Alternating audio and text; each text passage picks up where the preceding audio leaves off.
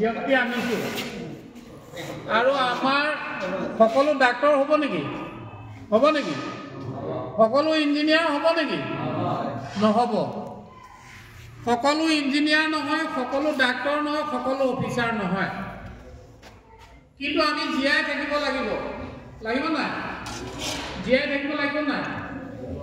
আমি ডাক্তৰ এজন হ'বলৈ ঠিক আছে এজন ডাক্তৰ হ'ব আমাক নাৰ্ছ লাগিব নাই লাগিব ডাক্তৰটো ৰাখিবৰ কাৰণে আমাক এটা ঘৰ লাগিব নাই ঘৰটো কোনে বনাব এজন কাৰ্পেণ্টাৰে বনাব আমাৰ মাজত কাৰ্পেণ্টাৰ লাগে ভাল আমাৰ মাজত ভাল ৱেল্ডাৰ লাগে ভাল ৰাজমিস্ত্ৰী লাগে নালাগে ভাল ইলেক্ট্ৰিচিয়ান লাগে আমি এইটো মনত ভাবিব নালাগে যে মই ইলেক্ট্ৰিচিয়ান হ'লে মই কি জীয়াই নাথাকিম মই কি কাঠমিস্ত্ৰী হ'লে মই কি মৰি যাম মই কি নাপিত হ'লে কি মই চলিব নোৱাৰিম ডাক্তৰতকৈ ভালকৈ নাপিতে চলে এজন কাঠমিস্ত্ৰী মই চিনাকি কৰি দিছোঁ তুমি নমস্কাৰ দিয়া মনোজ দাস নমস্কাৰ কোৱা এই মনোজ দাসৰ কাহিনী মই কওঁ শুনা কিন্তু এনে এজন ইণ্টাৰপ্ৰিনাৰশ্বিপৰ মানুহৰ লগত লগ লাগিলে জোন হাজৰিকা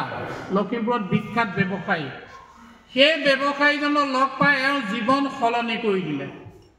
যিমান ডাঙৰ ঘৰ বনালে টাউনত মাটি কিনি আৰু পৰিয়াল পুহি আছে তেওঁ ল'ৰা ছোৱালী গোটেইকেইটা উচ্চ শিক্ষিত ITI পঢ়ি আছে